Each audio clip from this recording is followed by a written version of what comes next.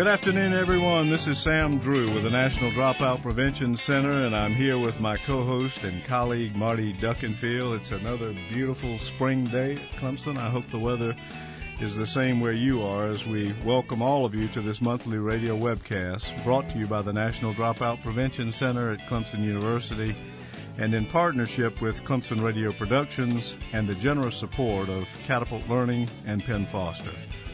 This is a special one for us this month, Marty. We've got a longtime friend and colleague, Dr. Terry Peterson, here with us. He's come to Clemson and is joining us in our studio today. Oh, and don't we love it when our guests are in the studio? And we really are pleased to have Terry Peterson here. So, a good afternoon to all our listeners, old ones and new ones. We welcome you to Solutions to the Dropout Crisis. It's good to be back with those of you who participated in our previous broadcast, but, we especially like to welcome the new listeners to the program. We have a really important and always timely topic for today, so we're glad you're with us. After school and summer programming, so important. And we know that Terry has an exceptional program planned for you today, so I think we need to get started, Sam, don't you think? I think it's time. Yep. So, first of all, I need to remind our listeners, or tell our new listeners, that the materials that are provided on the website are for your use for today's program. Now, the first thing is the slide presentation up there at the top. It's, in fact, a PowerPoint to support today's discussion. Please have that open and ready. Secondly, a brand new research article that Terry alerted us to, and in fact, I listened to a webcast they had a little while ago from Durlack and Weisberg, and Terry will be referring to that later. The very good websites, the Afterschool Alliance and the National Summer Learning Association particularly, and I think that we have a new one on there about expanded learning, so that's good. And finally, there's information there, something that's mysteriously called the 6 E's for quality.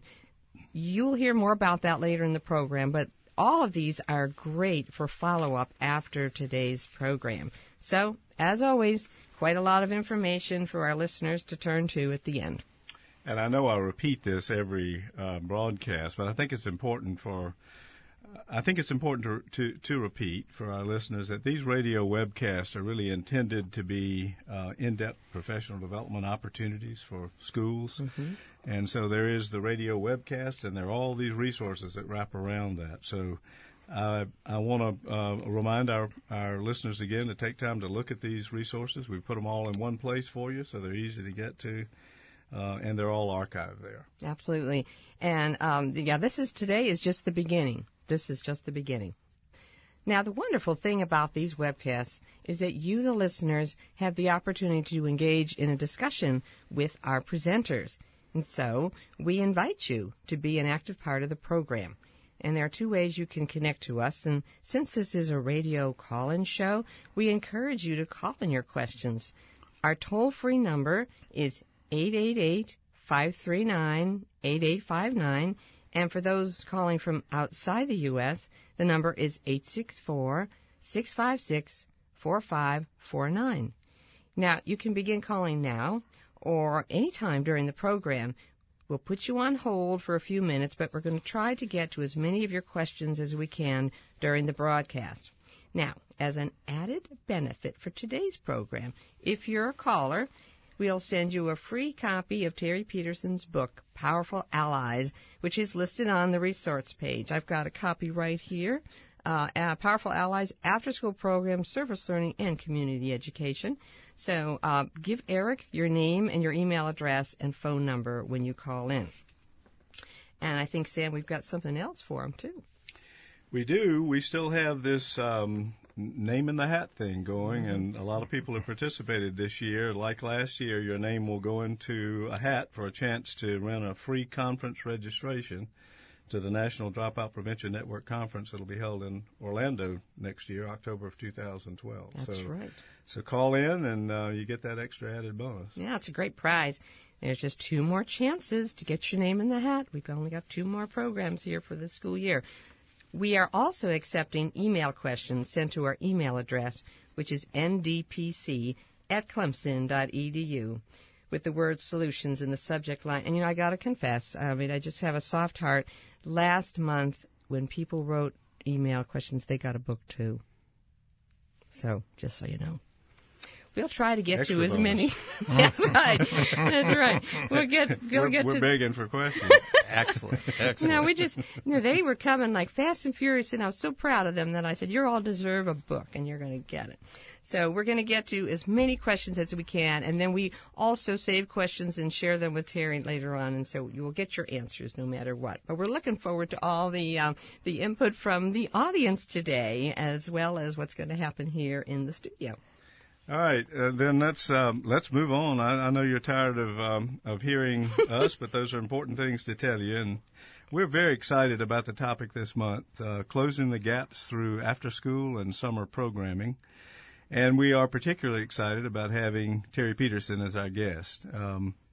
Terry is a senior fellow at the College of Charleston and the director of the Afterschool and Community Learning Network, but there are so many other hats he wears and roles he plays and has played over the years, including my statistics teacher in graduate school. I don't tell many people that, but I would have never learned statistics without him, so I appreciate him for that. But his involvement over the years in educational policy has been tremendous, and we're just pleased to have him really and his advocacy for a dropout and school improvement strategy that the National Dropout Prevention Center has advocated for decades, and that is after school and summer programming. We're seeing some tremendous advances in that area, I think, and a lot of that is due to his leadership and that of others who are promoting this. So there's good reason why Dick Riley, and I haven't personally heard him say this, but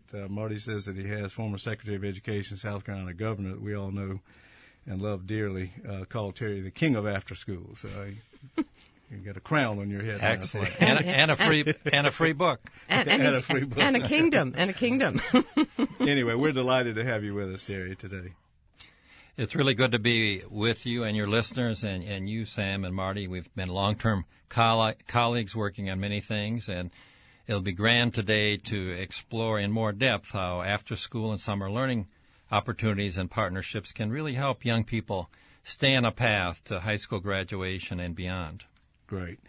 Yeah, and after school and summer programming, I think some of the more effective strategies for dropout prevention. So we are going to look today at some of the effects on dropout prevention, but I think beyond that, and I think what will be interesting for our listeners are the factors that really make for a good program. There's a lot more research available today on that than there was a decade ago, and also how we make it happen. Particularly, how do we bring the community into this and really make for a good after school or summer program. So it's an important program. I know it's one that has a lot of interest out there. Let me just remind all of you one more time that you may call in, and we invite you to call in. The number is toll-free, 888-539-8859. If you're calling from outside of the U.S., and we have had a few callers through the years, I'm afraid it's not toll-free, but the number is 864-656-4549.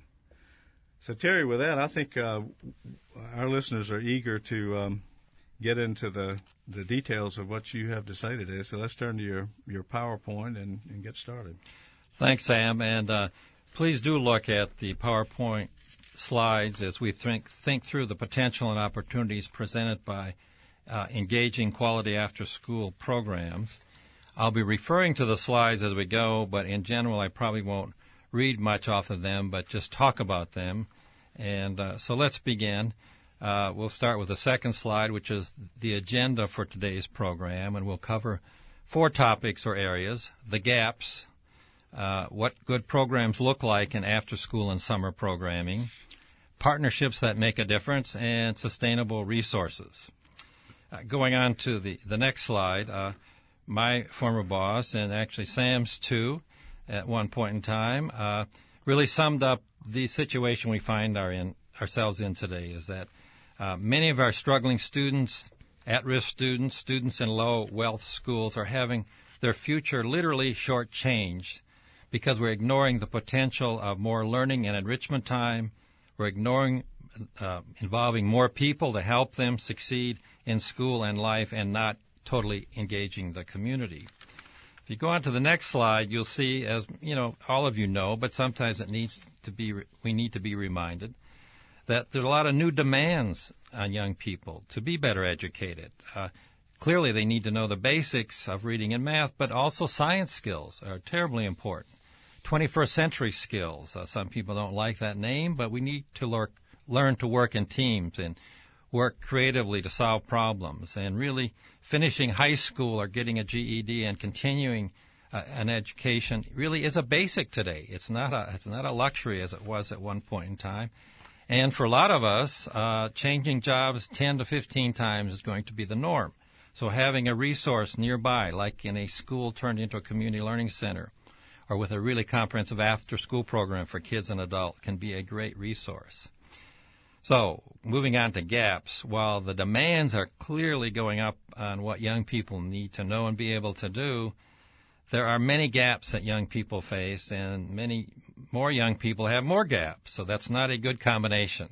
And we're going to talk about those gaps moving on to the next slide. The one we hear about the most is the achievement gap. But I think there's really other gaps that contribute to the achievement gap, and these additional gaps are important in their own right, like the time gap, and we'll talk more about that, the experience and opportunity gap, and the caring people, hope, and support gap.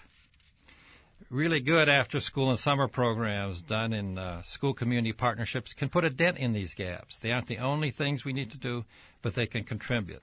So let's talk a little bit about the next three slides that deal with the time gap. For some people, this may be shocking. Others, it may be old hat. But about 15 million young people, K-12 students, go home at some point during the week to no supervision. They go home alone. And what we find in research on youth and juvenile crime, that is the highest crime rate for youth in America, from 3 to 7 or 3 to 6. So this is really a prime time to get off track, 3 to 6, if the young people don't have something positive to do. And we need to look at what one might call teachable hours. These are the hours young people tend to be in school.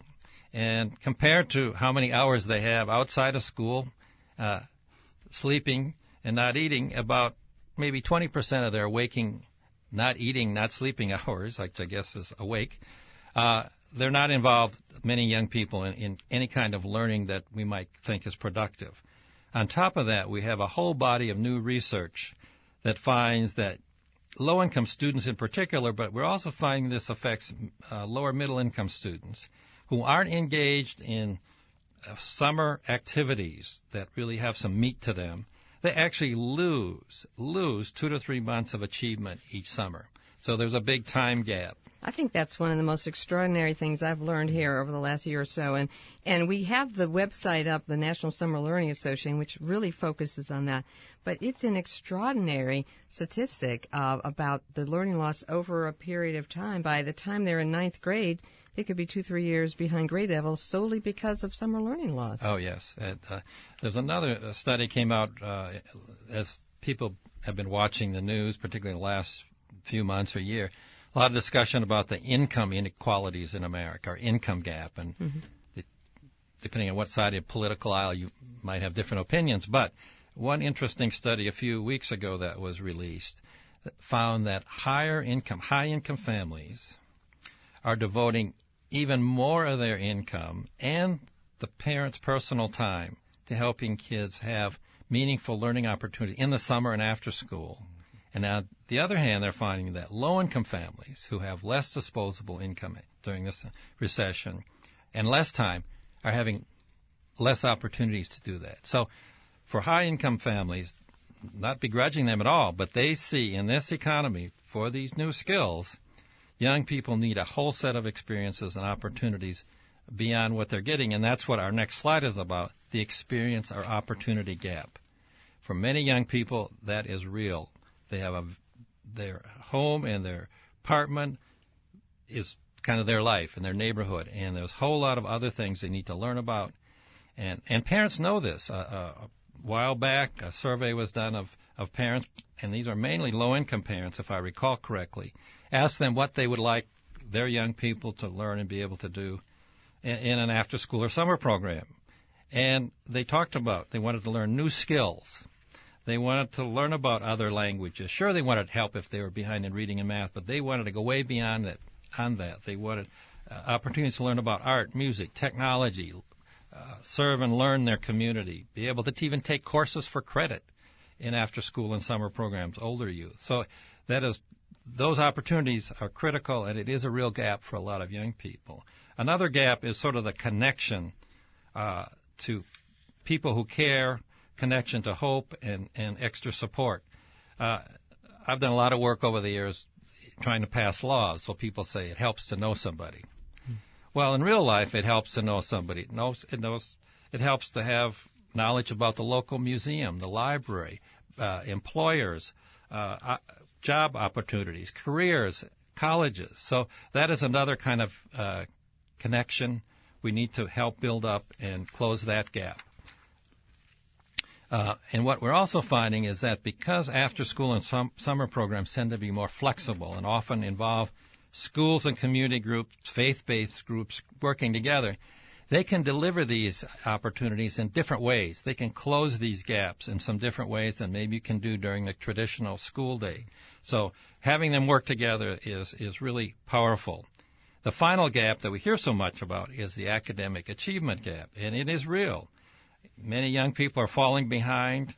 Bob Balfance and others have found, as many of you know, starting in 6th grade, you can predict how kids may fare in staying in school, and it's not very good if they have these following characteristics: failing grades, poor attendance, not being engaged in the school or homework, not turning in homework, low basic skills. These all lead to dropping out of school, and these are kind of a broader definition of the achievement gap. Test scores are important, but it's only one element. I think this idea of more flexibility with after-school programs, really merits more conversation. I've heard it said, and I know that there are some people who advocate for just extending the traditional school day, but that's a difficult thing to do, having come from a superintendency background, and often I think the structure of that extended day is no different than the regular school day.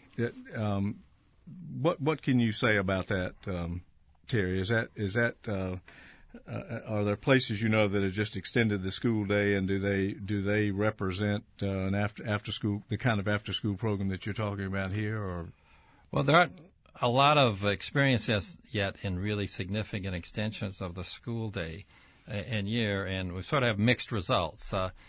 There's a group in New York that's taking sort of the best of after school, a mix of teachers, after school community teachers, some might call that, and involve families, and are lining up this extra time to have different and varied learning opportunities. Mm-hmm. They complement the school day. They're aligned with the school day, but they're different. And I think that's it sounds like a fine distinction, mm-hmm. but it's a big difference to say we're just going to do more of the same longer. Yeah. Now think about it. I mean, most everybody who's listening has been a child at one time, I hope. Some of us still are. And some are. Think about it. 6 hours in the school already, 6.5, and you have not done very well in reading and math. Mm-hmm. So you're told that, guess what? You get a chance to do more reading and math the same old way for another hour in an extended day. Or some after-school programs do that too. Now, you may want to cover the concepts they've fallen behind in the after-school or summer program, and probably should, but you might want to do it through engaging ways. Some might call it disguised learning. I've seen a program that we've heard about writing across the curriculum in the school day. I've seen that in after-school programs. So young people, it was for middle school. It's really exciting. Kids would do some fitness and sports activity. They'd do character development. They'd pick a subject they might want to work on, like robotics or chess. But they had to write about that each segment of their program. So when the kids who were going to play basketball thought they were going to get out of this, they had to write about basketball. And at first they thought, that's terrible. we don't do that. We're playing basketball. And they help the young people understand that sports reporters write about basketball. They chart shooting in percentages. So after a while, these young people are doing percentages math, writing about it in different persons, like self-interviews. Wow, that is powerful. That's very different than the typical school day, but reinforces the day. So I think it's terribly important. We have one experiment going on. I won't mention the name because they'll be upset with me, but after 4 years of working in a number of schools, they have shown no difference in student achievement in reading and math, yet they have another hour and a half, and it costs almost $1 million a school more. But when they ask students, are you getting more individual attention? Do you like school better, et cetera, most of the answers are negative. And so we think, but we need to just get ourselves into being realistic. What would you want to do after you sat down for 6 hours or 6.5 to get you engaged actively in learning, both learning new material, which many of these young people who are behind never get the really exciting new materials, and how would you help them catch up by engaging them in activities that they're interested in? Well, there's another time gap, which is summer, and we have someone has written an email question here. Martha from, I'm assuming it's Texas, La Jolla ISD. Usually ISD means Texas. And she's interested in the summer piece. What kind of summer activities are available to help them excel academically? It's the same question in a way. Do we do the same old thing in the summer? And she's asking them what kind of programs might be out there, or are universities offering things? So maybe you could comment on that, Terry. Sure, the great question. And the same thing, I think we fall into this trap even maybe easier in summers because we think, they haven't been in school for 6 hours during the day. We're starting fresh. So let's just do kind of the same thing we did during the school year, but maybe a little bit different for 3 or 4 or 5 weeks in the summer. That doesn't work so well either because often the young people will vote with their feet or their families, and they won't come frequently if it's not interesting, engaging. So I think one trick is to think about, if it's particularly older youth, or even 3rd, 4th, 5th, 6th graders, really talk to the parents and the young people to see what they want to do in a summer program. You might not even call it, number one, summer school. Yeah. You may call it summer camp, and make it really exciting and interesting. Work with the classroom teachers to see where young people really need help in what areas of reading or math or science. Weave that into a really engaging program. There's speaking about Texas, right down the road in Dallas, there's an interesting summer program that was just recognized by the Wallace Foundation, where they infuse creativity, arts, music, dance across reading, math, writing, social studies, as well as do the arts. And they have it's called Big Thought. You might Google the name Big and Thought in Dallas. Mm-hmm. They have designed with some of the best classroom teachers and some of the best people who've been involved in schools from the community, like artists and musicians and graphic artists and architects. And in their summer program a couple years ago for 7,000 elementary students, they had 500 classroom teachers and 500 community teachers. And they have a video about this, and it's so exciting. You'd want to go to that summer program. And in fact, they had like 90% attendance, which is really difficult in the summer. So I think the key is first find out what kids are interested in and want to be involved in. Make it an exciting place, and then weave in the skill sets. But also remember, young people who are behind don't need just reading and math. Mm-hmm. They need a whole set of other skills to move them forward. Yeah. Well, I'm going to throw in, do you have something, Sam, before I move forward? I was just going to throw out that phone number because we're getting some emails, but we like the dialogue, and that's 888-539-8859, and then you get to talk directly to Terry like we do, and Sam was about to, I think. Yeah? Were you going to? Well, I was, but I'm going to hold that. Okay. I'm going to hold that question and move on because there's so many aspects of this, that we'd like to talk about and just don't have time for in an hour. But it just occurred to me that it's a formula really for improvement in our regular schools also, just very difficult to do, and that quality after-school programs like this may begin then to maybe some of those practices will begin to seep into the regular classroom. One can hope. One can hope. It's just more. It's just more difficult to do. It does have a lot more flexibility, and that's really this whole part of the discussion came about. Okay. So. Well, we got our gaps as our foundation here, and so I guess we're going to move on to quality programming. Yes, that sounds like a good idea. Let me mention before I do that, because this is one element of quality that gets back to Marty and Sam's question, that while it probably should look different than the school day or year and be more interesting, it still should be aligned. In other words, absolutely. It shouldn't be disconnected. It's just something out there. It's the powerful part, and that's what the quality research finds also, is that when you sit down with the school folks and the after-school folks. Some of them are overlapped. Some might be a community group, faith-based group, a Y, a arts cultural group, a science group. It might be a college that's working on after-school.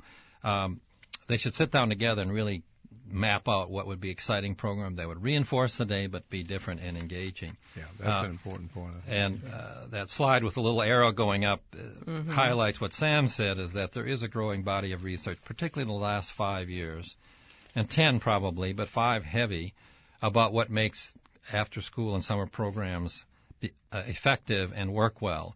And UCLA was part of a big national effort looking at quality after-school components. And one part that's interesting there, because I know there's so much pressure on school folks to get a little bit higher score in reading and a little bit higher score in math, that sometimes you forget how to get there. In other words, so what they found is there's an interesting sequence, and other research has found that too, is that effective after-school programs, first thing they do is impact school day attendance. You got to be there, right? Then the next thing you see probably is improvement in grades, and then probably test scores later on. But from the dropout research that Belfast and the Dropout Prevention Center has found, and others, is that passing grades and school attendance are very important predictors of staying in school, as are grades, but almost equally powerful as test scores. So we should keep this sequence in mind. And also they found that students in these after-school and summer programs, that building friendships among the young people in the program and with the staff are important things to keep them going. And again, keeping in mind that kids who are at risk, on the edge, struggling, they feel kind of left out and behind. So having this relationship is important. Going on to the next slide about the impact of quality after-school and summer learning programs, a great group of researchers, Durlach and Weisberg, just came out with a study, and you have it in your resource materials, that looked at not 67 programs, but 67 studies of after-school programs, and did what is called a meta-analysis. And they found that programs that met certain quality standards and addressed social and emotional development, and some also academic development, really did in fact have a positive, significantly positive, meaningful impact. And if you look at the chart, the slide, and if you look at the paper that you have, you see that the improvements range from 6 to 12 percentile point gain compared to programs that weren't of quality. So there's another dimension here, and that is, yes, effective programs make a difference, but programs that aren't quality probably aren't going to do much. So you really do have to worry about quality when you get into after-school and summer learning, just like you do during the school day. And but what they did find is very powerful findings. Again, let me repeat those. Positive social behaviors, reduction in problem behaviors, school attendance, school grades, and test scores. Those are the same variables or factors that if you're working on dropout prevention, you need to find ways to address. So this is a good tool to do that. So what moving on to the slide, what do good programs look like? And it sort of differs by age group, as you suspect, and sometimes we don't pay attention to that. Again, there was a collaborative a few years back really looking at quality elementary and middle school programs, and they found some similar findings in effective programs throughout the country.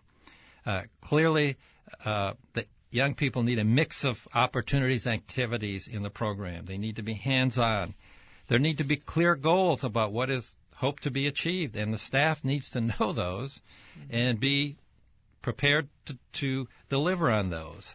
They need to be aligned to the school year and day, but be different. Hands-on, encouraging, engaging, and broadening are some terms I keep in my head when I think about this. And if you do that, they will really address some of the gaps we talked about. And one or two other factors on the next slide under other characteristics is that the really good programs also have some evaluative structures. They collect data on student attendance in the after-school program, in the school day. They look at grades in the school day. They look, some programs have really good metrics about looking at whether or not young people are actually engaged in the after-school program, in learning, in doing things. Mm-hmm. And because we sell it around engagement, so you need to make sure the program really is engaged.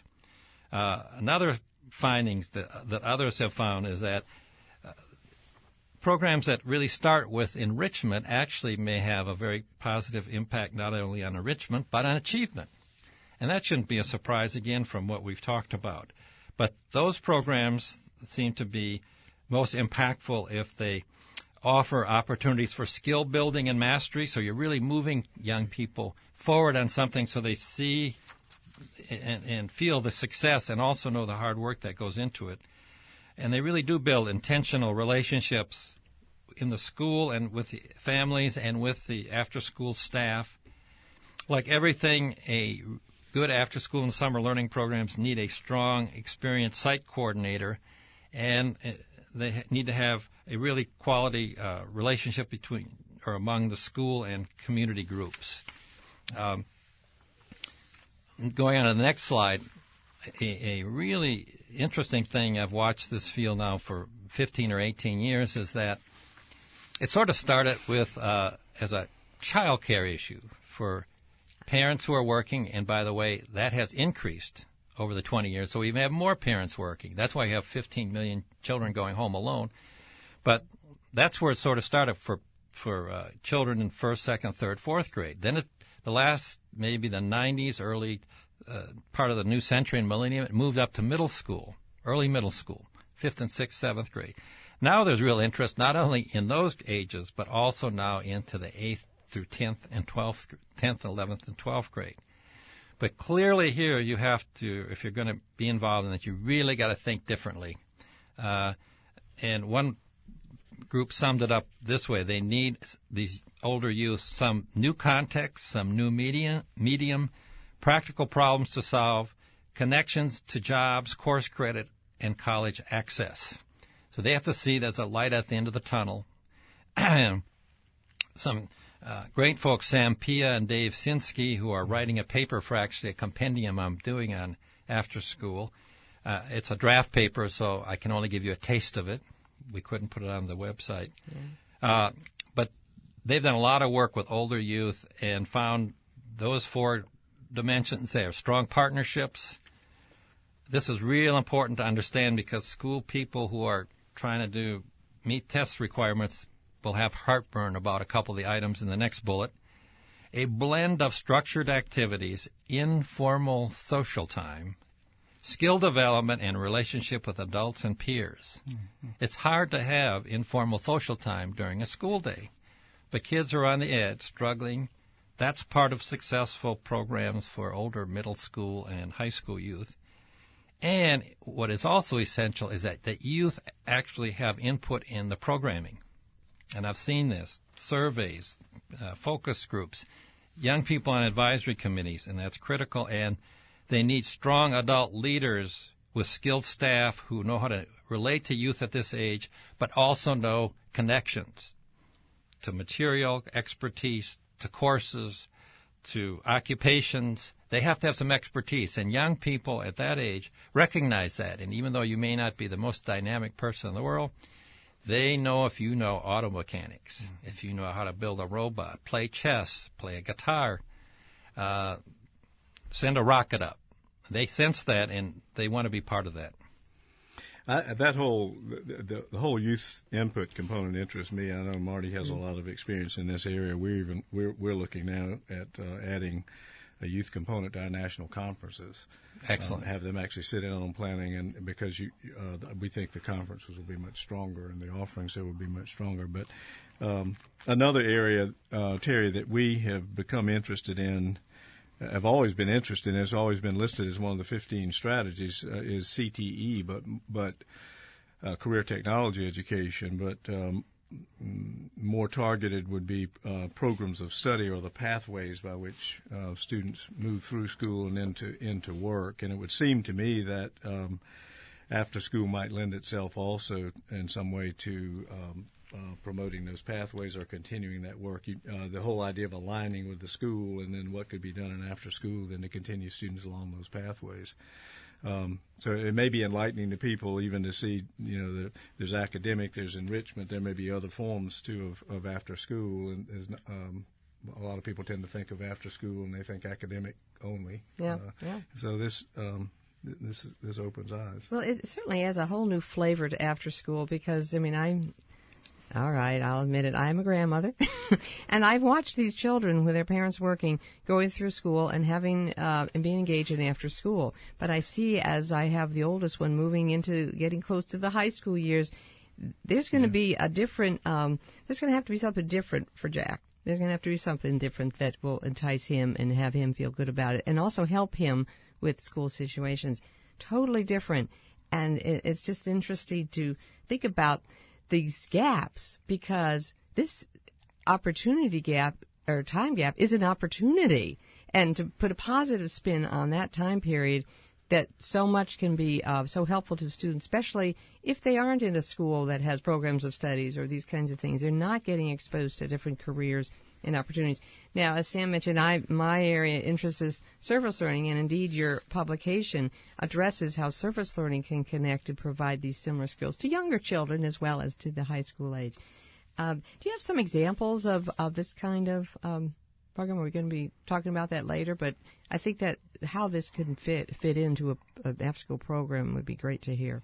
Well, as long as we're on this paper that David Sinsky helped write, he heads up a group in Chicago called Afterschool Matters. It's for high school age students. Mm-hmm. And they do all kinds of projects with technology, with the arts, related to careers, in the summer, after school. And you might just Google them, Afterschool Matters, to see what they're doing. And they're finding just what we've talked about. Once you get young people excited about a field they're interested in, then they get excited about learning about careers. And they get excited about, I might need 1 or 2 years of college. What does that mean? And there's some work being done in Indiana with the Indiana Afterschool Network. Mm-hmm. Just 40 states have after-school networks, and if you Google them in your state, you might find that just each one has a little bit different name. But they are working a lot with the folks in higher education and two-year college, just to look at how can you use the after-school or summer space to help young people learn about colleges, visit colleges. There's a terrific program right nearby in Furman University called the Bridges Program. They got an award from the Summer Learning Institute where they help at-risk young people learn about college in the summers, and a lot of programs do that. And as I'll talk about later, colleges can be a great partner in some of this work. Really interesting kind of cutting-edge involvement right now going on is in Rhode Island and New Hampshire. And again, you might Google the Rhode Island After School Network and New Hampshire After School Network, but it's really being done, the work mainly done by their state Department of Education. They're a partner, where young people can actually get credit, new credit. Yeah. Now, let me back up 1 minute. Before I get that, remind me to go there. But another part of dropping out of school that you all know is that a lot of young people drop out of school just 1 or 2 or 3 credits short of graduation. So doing interesting credit recovery programs in after school sometimes is more effective than summers because it's not such a stigma. I visited a program in a rural part of Florida a few years ago, a 21st Century Community Learning Center. So the after-school program actually started at 1:30, not at 3 when the school day ended, because kids would go there and they didn't want to be stigmatized. Now, they'd stay till 4, but they would... So it was just... there was course... But now the new direction is beyond course recovery, which is really important, is actually awarding new credit for young people in after school. And Rhode Island is working on in some of their high schools, an effort where a teacher will partner with a community organization, maybe a little local maritime museum, and do a project. And it has to meet standards. And if they do the project, meet standard, and the young person presents it, they get credit. Well, they started with 10 students, I think, 2 years ago. Now they have 100. It's a small high school. People love the young people. And they're getting young dropouts asking if they can come back. Now we don't have that happen often. New Hampshire is really working on this, looking at, in a variety of fields, how do you partner with community-based groups, employers, to award credit, real legitimate credit that meets standards but learn in a different way in a different context. So there's work being done, not enough, but it's a great starting point, and I think is a new addition to this whole after-school work. Partnerships, as I mentioned, if we want to move on to that, is a critical part in after-school and summer learning and in just what we talked about, awarding credit, new credit, and if it's done well, and it really means that the school folks probably have to look at the world a little differently. They have to look at it as a partner with community organizations. Community organizations still have to recognize that schools need to play a major role, and they need to align their work with the schools. That's not easy to pull off, but when we do it, it's a win-win relationship. I'm going to talk in the next slide, just summary, about 5 different partnerships, but there are many more. For example, we're going to talk a little bit about employers, faith-based organizations, cultural institutions, senior citizens, colleges and universities, but a big player throughout America now that's really caught in fire is with municipalities. A lot of municipalities have recreation budgets and centers. Some of them have cultural budgets. Some of them have youth safety programs. Sometimes they have workforce programs, but all done in little pieces, disconnected around a little town or city. Some of them are throwing in together in a partnership with other community-based organizations and the schools to say, what if we did this in a package? So when a young person went there, they would get a set of opportunities. Some of it maybe relates to employment, but also some of it might be fitness. Some of it might be music. Sam, we found out just a minute ago, is really into music, and I've known him for years. I should have known that. But he wants to get a music and after-school thing going. That's right. And I know a lot of people. After work life. Yeah, that's right. And I know a lot of people, and that really turns on kids. But often it's just for maybe 3 days a week for an hour. Yeah. So what does the kid do the rest of the time? Or what do the parents do? But what if it's part of a bigger umbrella? So it's an exciting place, but deals with multiple skills. Employers obviously are a big factor, particularly for older youth, as a partner in job shadowing, apprenticeships, internship, co-op programs, service learning that you talked about, Marty. They can be a player in that, and another way that employers can be used, and we have used them but not fully, and maybe misused them, is to have them come in, for an hour and give a guest lecture and talk about their field, why it's so important. That's not bad. But what about if you really thought through with the employer, what if we could get someone from your employment organization or business or nonprofit who would come in maybe 3 days a week or 2 days a week for an hour for 36 weeks? Then what would you do? How would you design the program? So kids really it's not just a rah-rah cheerleading session. Right. Study chemistry, and you too will grow up. We have an interesting question here, which relates to business. I've been kind of holding it, and it's from Karen, and she's interested in the soft skills that businesses need, interview skills, people skills, etiquette and so forth. Do you see those types of skills being consciously learned and taught in these after-school programs?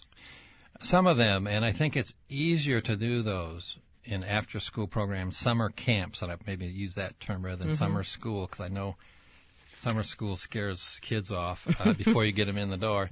Camp's better. Yeah. So look at the Durlack-Weisberg paper you have. So those programs are basically social, emotional development programs that have impact on those skills, but also on achievement. There's a program that I know I can see from my office in Charleston, South Carolina, called WINGS, all capital letters, built on elementary school social emotional development. And here's what they do, and it goes right to those so-called soft skills. I like they're soft, but that term kills us politically. So we need, I guess, call them hard skills with a soft edge or something. I don't know. So when you walk into their after-school program, first thing you see is that most after-school programs, their kids are having snacks and they're running around. And this one, you walk in, and young people are sitting in teams of 4 or 5 with a college student. It could be a senior citizen. It could be someone from a church. They tend to use college students because it's right by a college. And they're talking about their day. And they're reflecting on, geez, I messed up in math again. And it's sort of young people are learning to solve problems in a team. Some of the older youth programs directly work on learning about colleges, learning about interviews, learning about financial aid. That would be a terrific inclusion for older youth programs to include all that. And then they have this college student who's kind of like a mentor in a way, but somebody who cares about them and they look up to. That's such an important piece of this, I think. So I think that's a natural so it's kind of fascinating. I think a lot of the after-school world that I know would kind of pound their chest and say, we're about soft skills. And some of the other folks in the school world would say, that's your problem. We want you to do reading and math. And I think as educators writ large and parents and grandparents, we would say we want young people to do both. And they probably do both when you do both together. So you work on teamwork, you work on projects, you work on hand-on learning. Some of it's individual, some of it's group. The engagement piece is so important. So faith-based organizations can be, too, a great resource in the after-school space. They're a great source of tutors and mentors. One challenge I think we have in programs with volunteers is you don't have enough volunteers from one place. So if 11 people come in or 20, all individually say I can do an hour here, an hour there, it's sometimes more problem than help because it takes a whole person just to organize them. And if they don't show up and they really build up a rapport with young people, the young person is crushed. Or if the volunteer comes and there's nothing to do. So sometimes it works better to have, let's say, working with either a couple faith-based groups or churches or retired citizens groups and say, we need 20 people a week. You help get them there, and here's on certain days we need X, Y, Z, and maybe even work with the provider of the after-school program to do training and professional development around skills that young people need so they're really a resource in expanding learning and yet are aligned with the school day. I've seen interesting things happen. Churches or other faith-based groups right beside an after-school center, and they build up a rapport, maybe starting with tutoring, and pretty soon they realize, like in this recession, that the after-school snack is insufficient to really provide nutrition for young people. And by the way, if the listeners haven't realized it, there now is an after-school supper program for school programs after-school programs that meet certain standards and last later in the afternoon can actually get a supper. Wow. But even then, that may be insufficient if you're working with middle school kids who gobble down everything. And some of them who've built a rapport around, let's say, tutoring, mentoring, will go to the church and say, could you help us with this little extra funding or support or for fuller meals? And they do that. Cultural institutions, I must admit that in all the programs I've seen, there almost isn't a really good after-school or summer program that doesn't have arts and music infused in it. It's way beyond crafts. Mm-hmm. It's really infusing it through the life of the program. It really provides excitement for young people. I mentioned the Big Thought effort, and there's others in other cities in New Orleans and Chicago and Los Angeles, but we won't go into all that. Another clear area of support are senior citizens. Again, it needs to be well organized. We've got a growing group of retirees. Many of them are very young in spirit and some in age, and also have lots of skills. But they're not going to show up more than once if you don't give them something meaningful to do. So work with them and plan them, include them. An interesting connection between arts and senior citizen I saw a few years back in North Carolina, in the Appalachian region. A group of senior citizens thought it would be good if middle school kids might learn about mountain music and mountain music instruments. So they got a few kids together, and they approached it too academic. So the kids said, Grandpa, step back. Let's just play some music. And they got into it, and pretty soon, after a while, they had a senior citizen middle school band. Oh, super. Talk about learning. Yeah. Going on college faculty and staff, you have a list there about all the possibilities that they can provide support to after-school program, including students that we mentioned. And don't just think of schools right beside the college campus. I know of after-school programs that are being supported with faculty, staff, and students 50 miles away. And sometimes those rural, high-poverty schools, that is a lifesaver.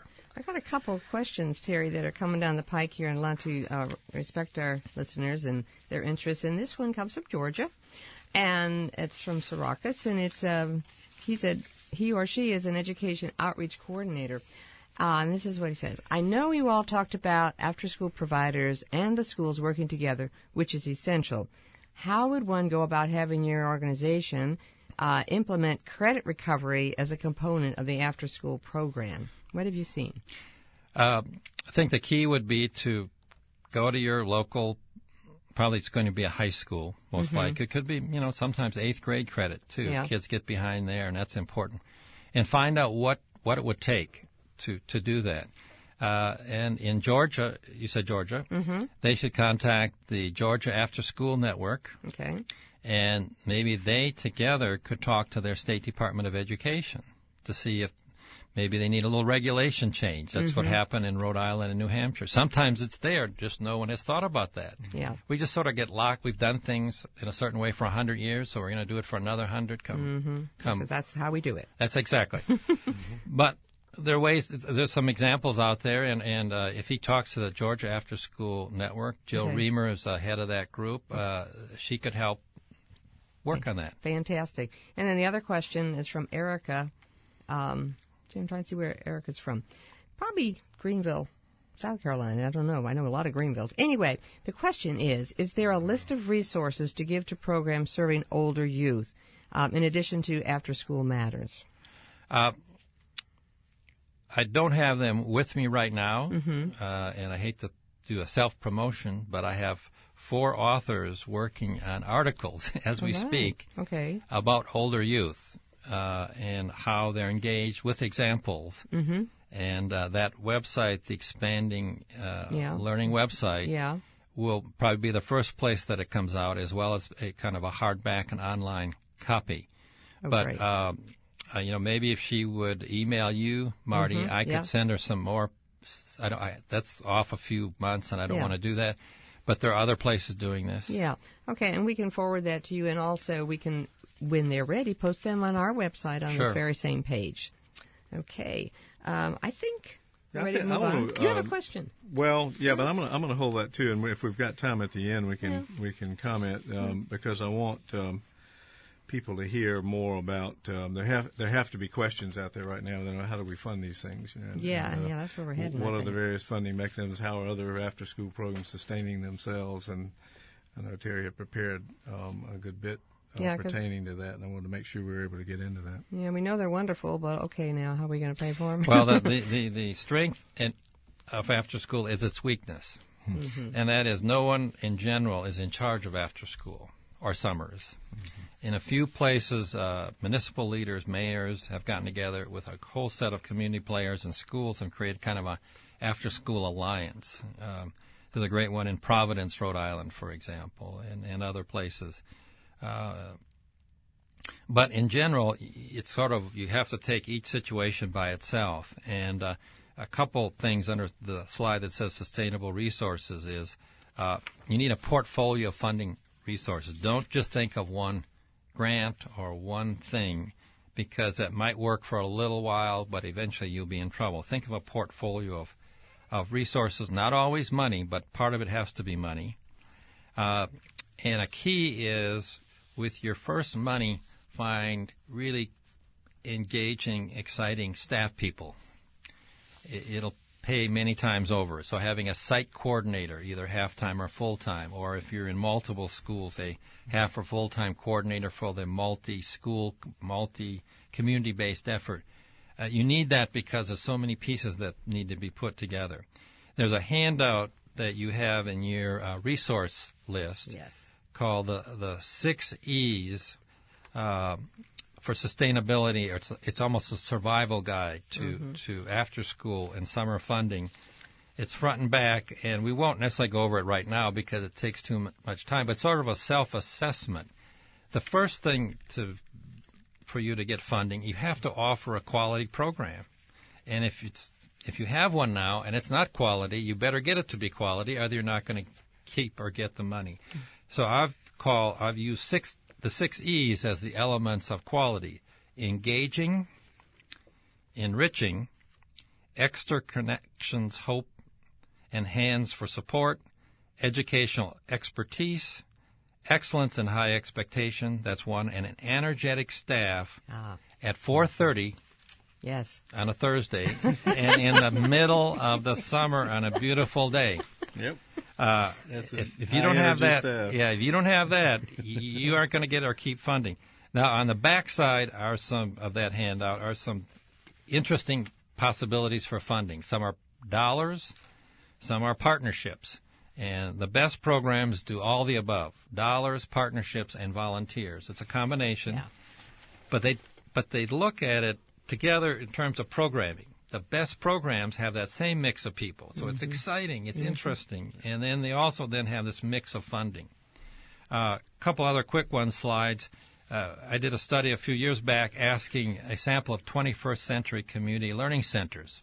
Those are all around the country, about what they would do in terms of sustainability. And they basically said, first of all, get in-kind resources from a school district, space, supplies.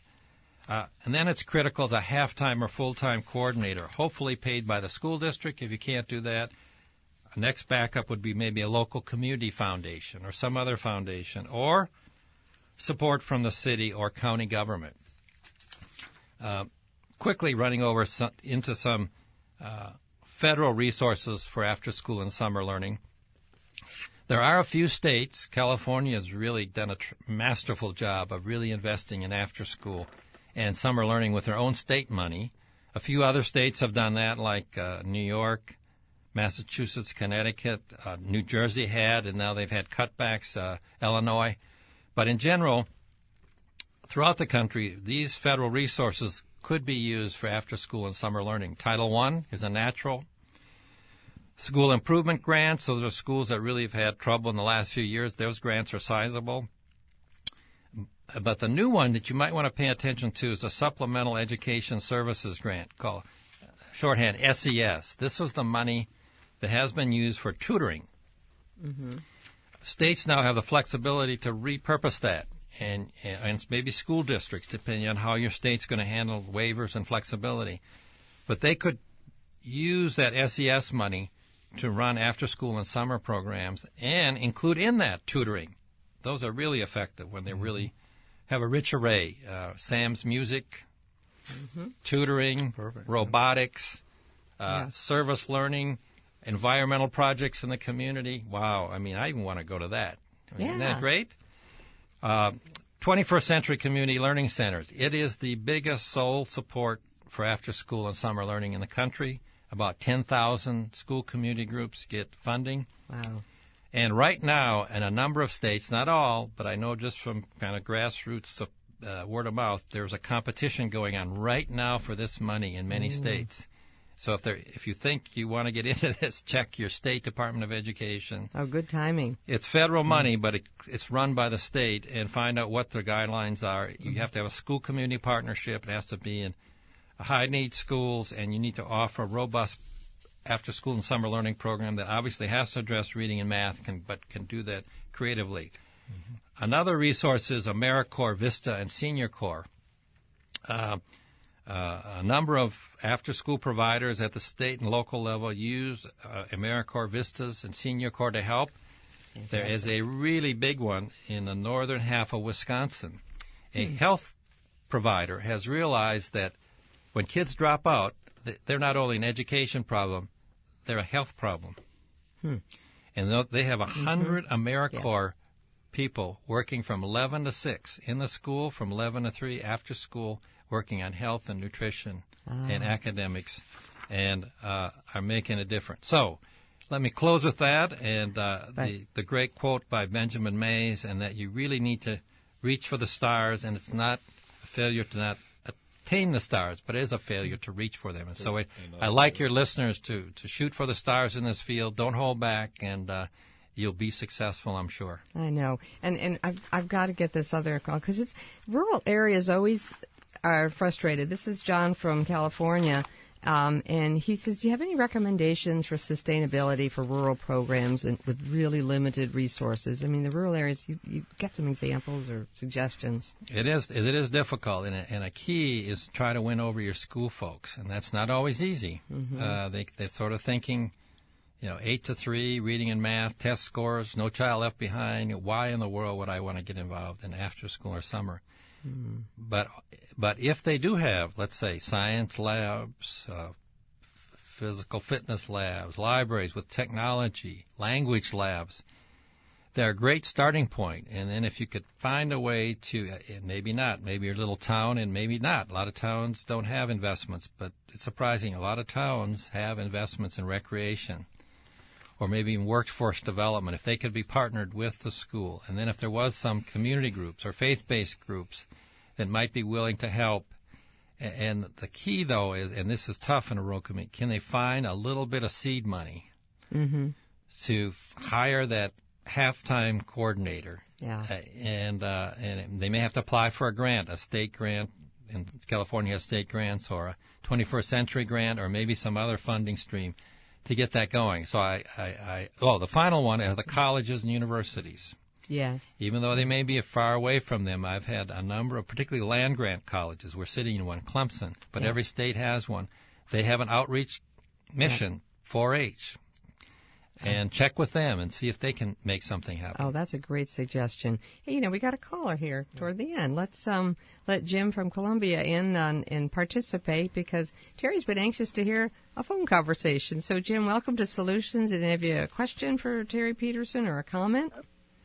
Yes, I did. It was back on slide 17. I don't know if you want to go back that far, but the question was about the Dulick and Weisberg report. First of all, when it said SAFE program, I don't know if I missed that's an acronym. Yes, Jim, that's a great question. They and it's even more surprising they found these strong results. So these were studies that were done prior to them coming on the scene. And then they analyzed these 60-plus studies, and they had from prior work determined that if programs don't have quality components, they're probably not going to make some difference. So after the fact, they sorted the programs based on 4 criteria, which they call SAFE, shorthand SAFE. And the first one is the program. They had to identify whether or not program staff use a sequenced step-by-step education or training approach. That's S. So it's a sequential program. It's not just like random. The A stands for emphasize active forms of learning. And the F stands for specific time and attention focused on whatever skills they were working on. So it wasn't just random, let's go throw out the ball and play around. And they were explicit with the young people, the families, and the staff in what they were attempting to promote. So the E stands for explicit. So they had clear outcomes, sequenced the learning, had active opportunities to learn it, and then actually focused time on doing that. So it makes sense. But often I think some of us, because the after-school world started with more, let's keep kids safe off the streets when the moms and dads are working, right. We forget that if most of them now want to move to this learning dimension, well, it actually has to look like learning, but it still can be fun. Yes. Yeah. Perfect. Thanks, you Jim. so much. Appreciate it. Thank you, Jim. Thanks for calling, Jim. Well, Sam. Yeah, this has been a valuable hour, and as usual with these programs, the hour passes too quickly. There's so much to try to cover, but Terry, you did a great job of taking us through a quick look, anyway, of the need for these programs, the impact these programs are having, what makes for a quality program, and at least we touched on sustainability of these programs. So I think it's given our listeners a well-rounded view. There are lots of other resources to go to, and we certainly invite listeners to go to those. There's a lot to be studied and talked about, on this topic, Marty. Yeah, I think so. This has been great. I love reflecting at the end of each program to see how much I've learned, and this one has been kind of overwhelming in a way, because I especially enjoyed the whole idea. I think back to my childhood even of summer learning and so forth and things we did for fun and learn, but to see how it's evolved, I think that's the fascinating thing, how it's evolved and how important it is to complement the educational program of all our students. Yeah, and I couldn't help but think when you were, and then you didn't give a complete chronology, but you were talking about daycare, and I really see that relationship and how it has sort of evolved from that. But also I had to think about community education in those late 70s, where and they weren't after-school programs in the sense that you're talking here. They were after-school programs, but it was the whole idea there, I think, is being embraced here, and that is collective use of resources. Absolutely, and really pulling those resources together into, I think you call them packages, but also the way municipalities are beginning to engage in other agencies, and even in rural communities, although difficult, that can be done, evidenced by a community school that I once ran in a rural area of South Carolina. So it's not easy. It's certainly not as easy as in the larger metropolitan areas where you have lots of resources. But it can be done, but it requires a lot of community support and a community that rallies around that. And I think this is a topic and a program important enough for a community to rally around. So, yeah, and it does. It brings a community together, which is so wonderful nowadays where we're all getting behind doors and watching TV and getting on iPods. It's just it's got so many positives about it. This has been great. Thank you. It really has. I'd like to personally thank you, Terry, for driving up here today to be with us in the studios and giving us these insights and guidelines. And I want to encourage our listeners to really review these resources and pull a team together and put an action plan together. Terry's mentioned some funding actually that is available right now that might fit with your plan. But to move forward with this, and I think you can see the importance of these kinds of programs if you don't have these in your community already. So thank you, Terry, for being with us. Pleasure. We've had so many email questions. I'm going to forward them to you, Terry. Okay. So if you didn't hear your question on the air, be assured that we will get it to Terry. Well, it's time to remind our listeners that this radio webcast, like all our monthly programs, will be archived on our website very shortly, right, Eric? Within the next few hours. And you'll be able to download it onto your iPod or your MP3 player, and you can listen to it again. You can recommend to your friends and your colleagues and use the archive program. And this is what we advocate for: professional development for the entire faculty, or in this case, particularly community groups, so they can understand the comprehensiveness of it. Also available on iTunes. Just to remind everybody, you can subscribe to Solutions to the Dropout Crisis on iTunes. Isn't that neat? Yes, it is. And in May, I guess will be Dr. Tammy Pawlowski, who Tammy is director of the Center of Excellence to prepare teachers of children of poverty at Francis Marion University, and a professor of education there. And we're looking forward also to her being on this program. That too is a topic of tremendous importance. So mark your calendars now for Tuesday, May the 15th, right. At same time, 3:30 Eastern Standard Time. So thanks to all of you for listening, joining with us each month, and remember that we know why students are dropping out of school, and with research-based solutions, we can assure that all of our students graduate. Join us next time for more Solutions to the Dropout Crisis.